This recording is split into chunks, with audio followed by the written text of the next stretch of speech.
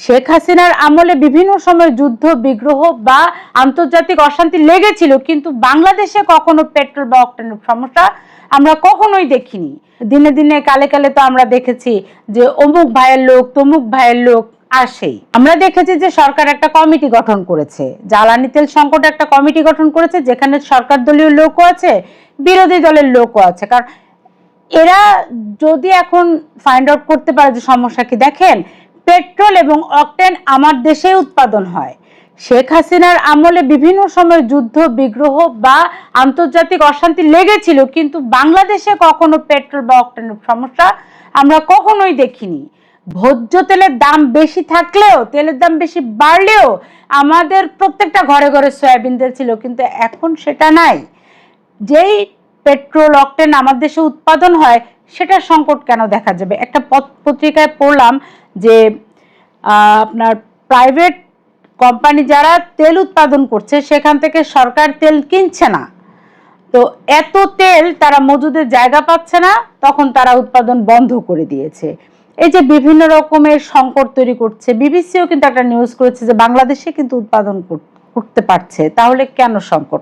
হরমুজের দিকে তো আমাদের তাকিয়ে থাকার দরকার নাই।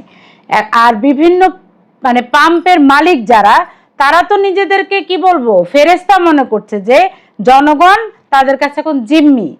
সেদিন পূবালী ফিলিং স্টেশন মতিঝিলে তেল নিতে গেলাম, হ্যাঁ কিছুক্ষণ দাঁড়ানোর পরে তারা বলছে যে অকটেনের সিরিয়ালে বলছে যে অকটেন নাই।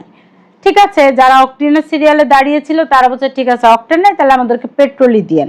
তো পেট্রোলের আবার আলাদা সিরিয়াল হয়েছে। তো যেই ছেলে তেল দিচ্ছে সে শুধু পেট্রোলের ওদেরকেই তেল দিচ্ছে, অকটেনের সিরিয়ালটা আগায় না। আবার উল্টা দিক থেকে কতগুলো মোটরসাইকেল এসেছে, হম্বি তম্বি থাকে না, দিনে দিনে কালে কালে তো আমরা দেখেছি যে অমুক ভাইয়ের লোক তমুক ভাইয়ের লোক আসেই। আবার পুলিশ আসে, সাংবাদিক আসে, উল্টা যারা আসছে তাদেরকে তেল দিচ্ছে, আর শুধু যারা পেট্রোলের লাইন তাদেরকে তেল দিচ্ছে। তো অকটেনের লাইন থেকে আমরা প্রতিবাদ করলাম, বললাম যে তুমি এদিকে 5 জনকে তেল দাও, ওইদিকে 5 জনকে তেল দাও। কিন্তু ছেলেটা সমন্বয় করতে না পেরে একটা সময় তেল দেওয়া বন্ধ করে চলে গেল। তো আমরা যখন প্রতিবাদ করলাম, তখন প্রতিবাদ যারা করলো তার মধ্যে আমি একমাত্র মহিলা ছিলাম।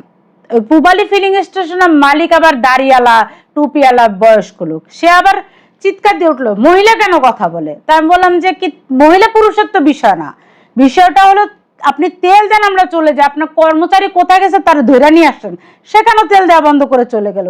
তখন তারা কি করলো, পুরো ইস্যুটাকে মহিলা ইস্যু বানিয়ে 1 ঘন্টা পর্যন্ত কাউকে তেল দিল না। আবার মাইকিং করছে যে এক মহিলার জন্য সমান, পুরো বিষয়টাকে তারা মহিলা ইস্যু বানিয়ে ফেললো। আমাকে ওইদিকে যাইতে বলে, আমাকে অন্য জায়গায় যেতে বলে, আমাকে বলে যে আপনি ভিতরে গিয়ে বসেন, নানান কাহিনী করছে। তা কিন্তু আমি আমার প্রতিবাদে ছিলাম অটল। আমি কোথাও যাবো না, ওইখানে দাঁড়াবো এবং তুমি আমাকে তেল দিবা, তারপর আমি যাব। প্রতিবাদ করার পরে একটা সময় আমাদেরকে তেল দিল, আমরা চলে গেলাম। কিন্তু এরকম পরিস্থিতি সৃষ্টি হচ্ছে বাংলাদেশের সব জায়গায়।